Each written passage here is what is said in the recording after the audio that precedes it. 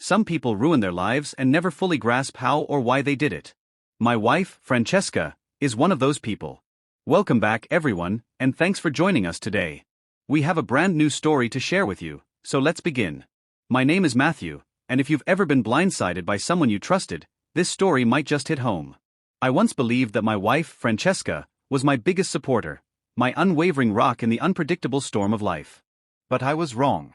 This is the story of how I discovered her betrayal, how I caught her cheating on me with my boss, and how, in a single devastating moment, everything I thought I knew about love, trust, and my own life shattered beyond recognition. I have always believed that hard work pays off. That if you dedicate yourself, sacrificing time, energy, and even personal happiness, success will eventually find you. I had built my career at Sterling Enterprises, one of the most prestigious firms in the industry, brick by brick, late night by late night. While some of my colleagues hurried out the door at 5 p.m. sharp, I remained behind, refining reports to perfection, strategizing for the future, ensuring that every project bore the mark of excellence. I wasn't just doing my job, I was investing in my destiny. And at long last, it seemed that my efforts were about to be rewarded. Sterling Enterprises was hosting its annual company dinner, a grand affair known for its exclusivity, its elegance, and most importantly, its power. This event was more than a social gathering, it was the battleground where promotions were announced in front of hundreds of executives, clients, and employees. If your name was called that night, it meant you had arrived. It meant you were recognized as someone on the rise, someone destined for bigger things. And I knew, deep in my bones, that I was one of the top contenders. My name was in the discussion for a major promotion, one that promised not only a new title but also higher pay, greater opportunities, and real influence within the company. That evening was supposed to be a celebration, not just for me, but for us. If there was one thing I was sure of, it was Francesca. She was more than just my wife, she was my partner, my confidant, the woman who had stood beside me through every challenge. She had always been my greatest cheerleader, the one who reminded me of my worth even when I doubted myself. Never once had I questioned her loyalty. I had no reason to. At least, that's what I believed. The night of the annual dinner arrived, and the venue was nothing short of breathtaking, sophisticated, gleaming with grandeur, a reflection of the company's prestige.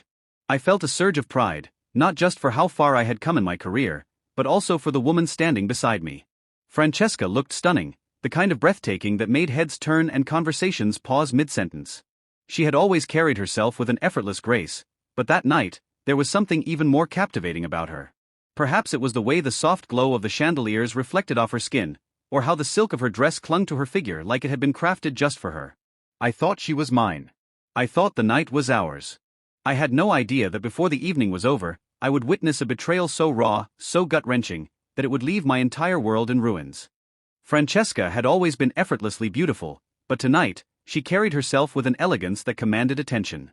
The moment we stepped into the grand ballroom, heads turned, conversations paused, and eyes lingered on her.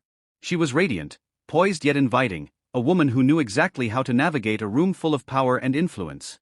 As I introduced her to my colleagues, she slipped seamlessly into each conversation, her charm effortless, her words perfectly measured. She had an innate ability to make people feel seen, to draw them in with a warm smile and an easy laugh. Even the senior partners, the ones who rarely acknowledged most employees, were captivated by her presence. I stood beside her, watching with admiration as she worked the room with a natural grace that only made me prouder to have her by my side.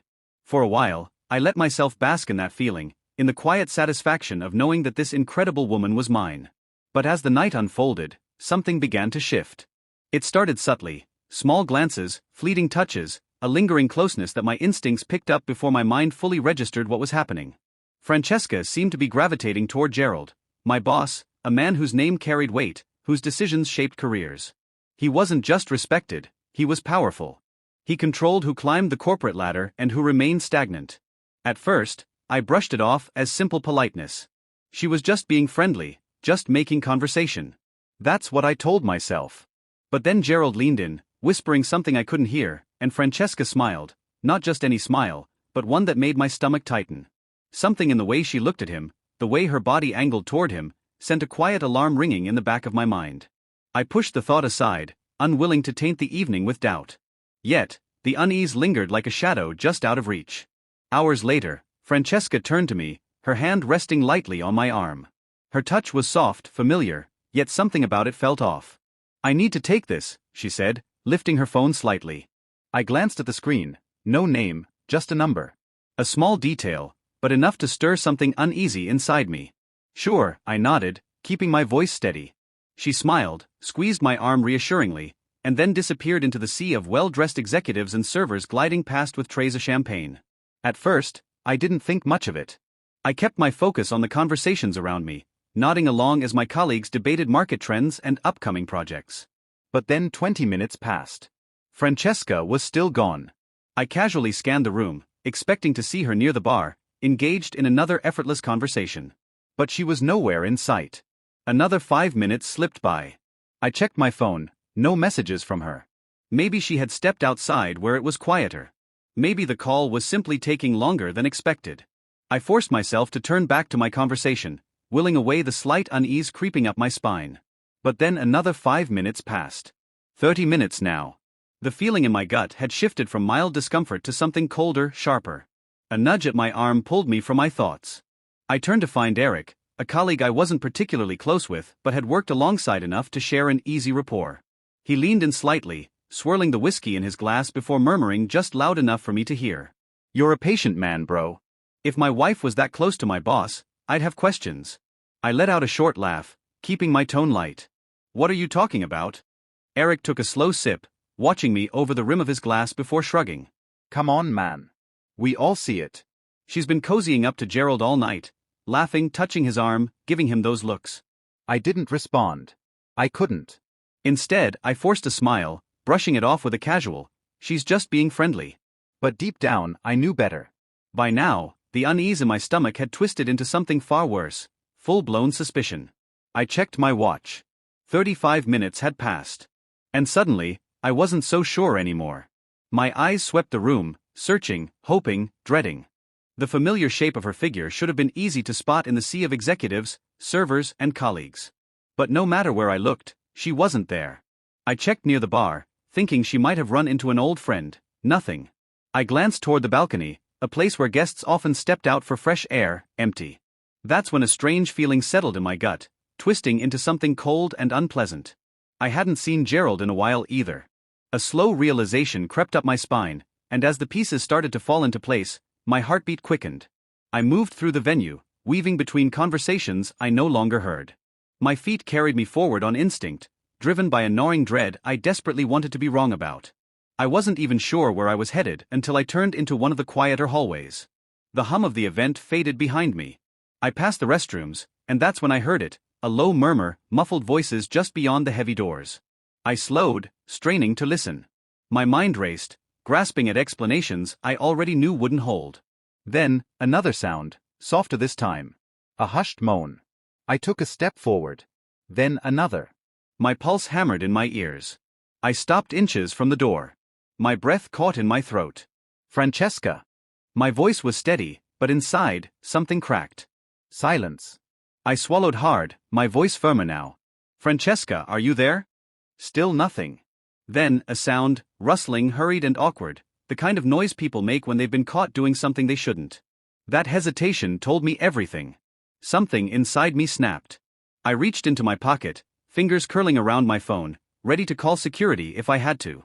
But before I could press a button, the door creaked open. Francesca stepped out first. Her usually immaculate hair was slightly disheveled, loose strands framing her flushed face.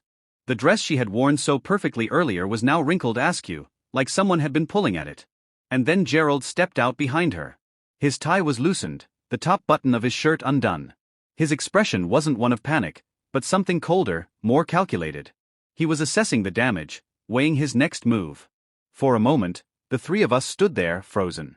No words were spoken, but none were needed. The truth was standing right in front of me. I didn't feel anger. Not yet. Not even betrayal. Just clarity. I pulled out my phone, unlocked it, and hit record. "Tonight is the annual Sterling Enterprises dinner," I said, my voice eerily calm. "This is my wife, Francesca. And this is my boss, Gerald. I just caught them making out in a restroom together." Gerald's posture stiffened. Francesca gasped, stepping toward me, her voice breaking. "Matthew, please." I lifted a hand, silencing her. I wasn't interested in explanations. I wasn't interested in hearing how this wasn't what it looked like. I kept the camera on them for a few seconds longer, watching as the weight of their deception settled between us, crushing their perfect little lie under its own weight. Then, without another word, I stopped the recording and walked away. I didn't hear their excuses. I didn't want to. There was nothing to salvage. I left her behind and drove home alone. My phone buzzed on the passenger seat, texts, missed calls, one after another. I didn't even glance at them. I didn't need to hear her voice. An hour later, the front door creaked open. Francesca stepped inside, her face streaked with tears, makeup smudged from a drive spent crying. But honestly, I didn't care. She stood there in silence, searching my face for something. Reassurance, maybe, or the hope that we could still come back from this. Matthew, I lifted my hand, stopping her before she could say another word. Don't. That was all I said. There was no yelling. No fight. Just silence. I sat on the couch, the TV playing something I had no interest in, while she lingered by the door, waiting for me to say something, anything. But I couldn't. And I wouldn't. By the time I went to bed, my phone had filled with messages. Colleagues had already heard whispers of what had happened. I ignored every single one. I woke up knowing with absolute certainty that I was done. Francesca was still in the house, probably sitting in silence, waiting for me to acknowledge her, to give her some kind of opening. But there was nothing left to say. When I walked into the kitchen, she was there, gripping a mug of coffee that had long gone cold. The moment she saw me, her eyes filled with fresh tears. Matthew, please. Her voice cracked. I messed up. I know I did. But we can get through this. I love you. I let out a short, humorless laugh. You love me. I tilted my head. Was it just Gerald? Or are there more? She didn't answer. She didn't even try. And that silence? That told me everything I needed to know. I exhaled, pushing my chair back as I stood. My voice was steady, unshaken. Your stay in this house expires when the divorce is finalized. After that, we're done. Tears spilled down her cheeks as a sob racked her body, but I turned and walked away, leaving her alone with the consequences of her own betrayal. News spreads fast in corporate circles. A scandal like this? It spreads like wildfire. By Monday morning, the higher-ups had already heard what happened. Gerald, the untouchable boss, wasn't just facing a personal embarrassment, it was a professional disaster. Sterling Enterprises prided itself on integrity and leadership.